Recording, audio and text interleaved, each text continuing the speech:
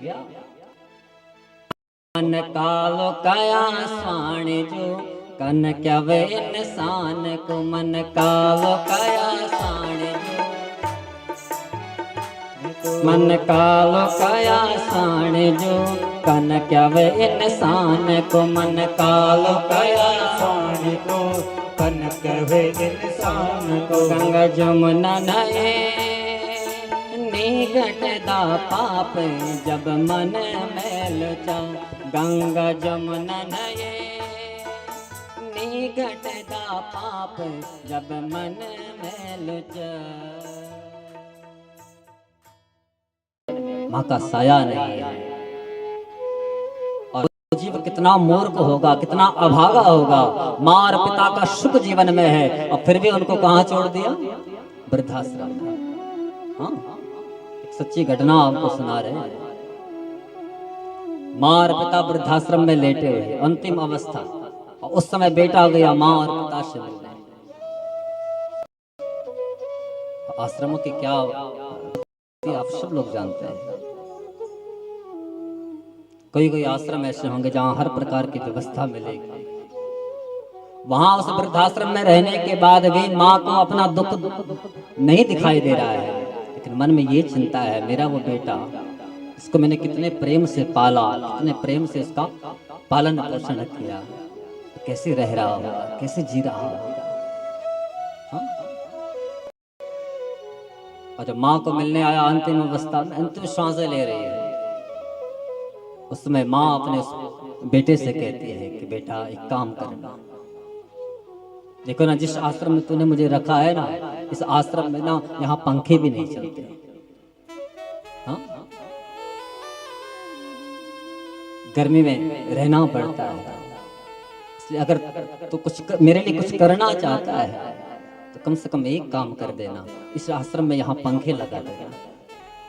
बेटे ने कहा कि माँ तो इतने वर्षों से यहाँ पड़ी हुई है और अब कह रही है कि यहाँ पंखे लगा देना जिससे रात में सांस गिरे। लेकिन माँ उस बेटे से मरते समय कहती है कि बेटा मैं ये पंखे अपने लिए नहीं लगवा रही हूँ, और जो स्थिति आज हमारे साथ है ना, ये स्थिति कल तेरे साथ भी हो सकती है, और जिस दिन तू यहाँ आएगा तो ये कष्ट सहन नहीं कर पाएगा। हाँ, इसलिए हम अपने माँ और पिता के प्रति जो भाव रखते हैं वो स्थिति कल हमारे भी होने है।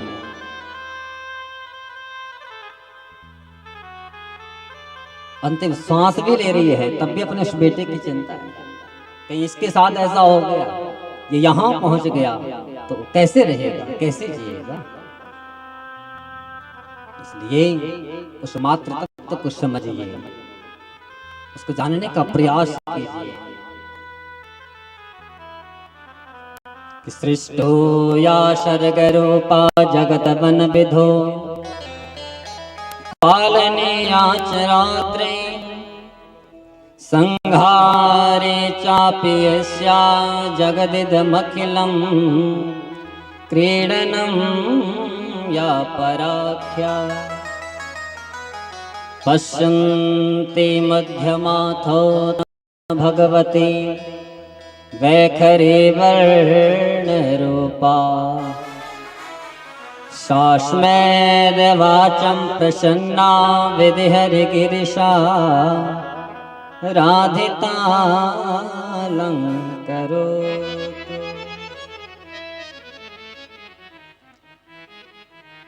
भगवती को यहाँ इस श्लोक में प्रणाम किया है कि वो माँ पराम्बा भगवती परा पश्यति पश्यन्ति वैखरी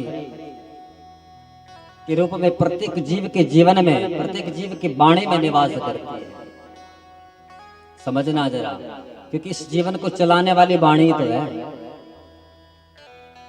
हमने इस वाणी से किसी की प्रशंसा कर दी तो वो उसी क्षण हमारा मित्र, और किसी को अपशब्द कह दिए तो उसी क्षण हमारा शत्रु बन जाता है।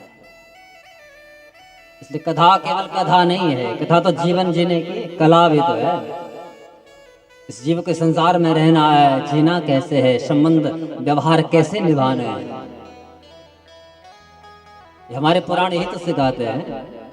एक ऐसा दिव्य दर्शन है जिसको केवल कहानी मत समझिए, इस वाणी में मिठास रखिए, मधुरता रखिए। हम अपने शरीर को खूब सजाते हैं, अनेकानेक प्रकार के आभूषणों से इसको अलंकृत करते हैं, न जाने कितने स्वर्णाभूषण हम पहनते हैं ताकि हम सुंदर दिखे। लेकिन विचार कीजिए, बाहरी आडंबर से तो आप सुंदर दिखने लग जाओगे, लेकिन जब मन में विकार भरे रहेंगे, इस जीव की सुंदरता है उसकी विनम्रता, इस जीव की सुंदरता है उसके गुण।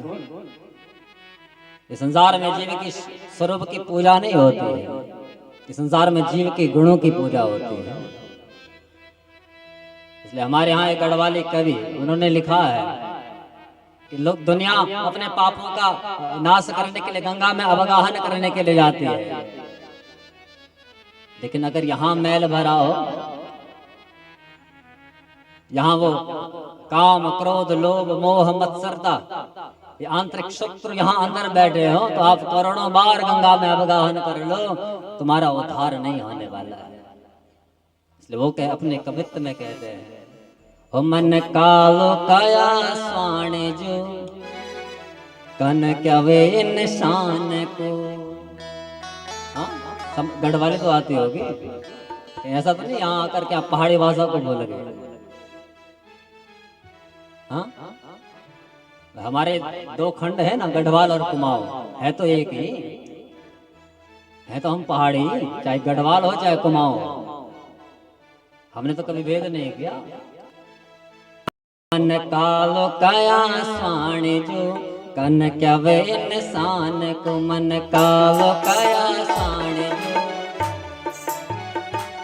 मन कालो काया स्वाणी जो कन क्या वे इंसान को, मन कालो काया स्वाणी को कन क्या वे इंसान को। गंगा जमुना नए निगटदा पाप जब मन मैल जा, गंगा जमुना नए निगटदा पाप जब मन मैल जा।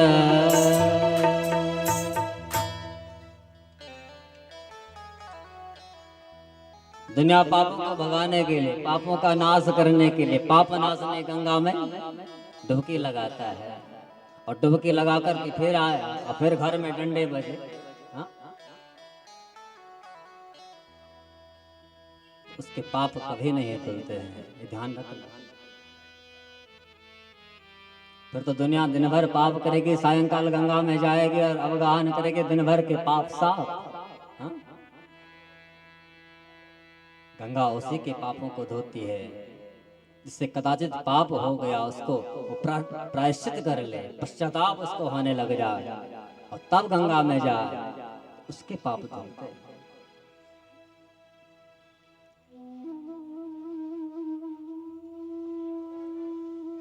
इसलिए इस दिव्य दर्शन को समझने की आवश्यकता है। हमारी ये जो प्रवचन शक्ति है, हमारी जो आलोचना शक्ति है, ये तब तक निष्फल है जब तक हमारा उससे प्रेम न हो जाए। हम इस गद्दी पर बैठे हैं, जब तक इस माँ से प्रेम का भाव हमारा न जगे, तब तक यहाँ सरस्वती भी कृपा नहीं कर सकती, तब तक यहाँ इस मुख से वो दिव्य धारा बह ही नहीं सकती, कथा आ ही नहीं सकती है। इसलिए जब माँ के दरबार में आना है, उस दिव्य दरबार में बैठना है, तो सबसे पहले तो अपने आप को भूलना पड़ता है। यहाँ एक सच्चे श्रोता के रूप में आकर के बैठना है। समझना जरा, हमारे यहाँ 3 प्रकार के श्रोता है, और कथाएं बहुत हैं। कथाएं तो कल से चलेगी, आज समय उतना आदेश मुझे देता भी नहीं है, फिर बीच में हम चाहते हैं कि कथा छूटे भी ना।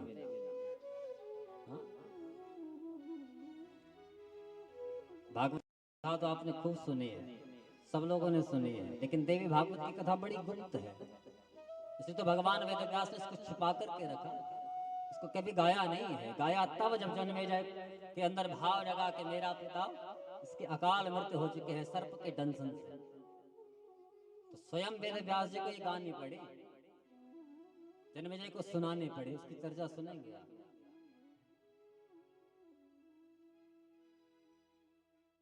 इसलिए सबसे पहले इस मन को समझाना है।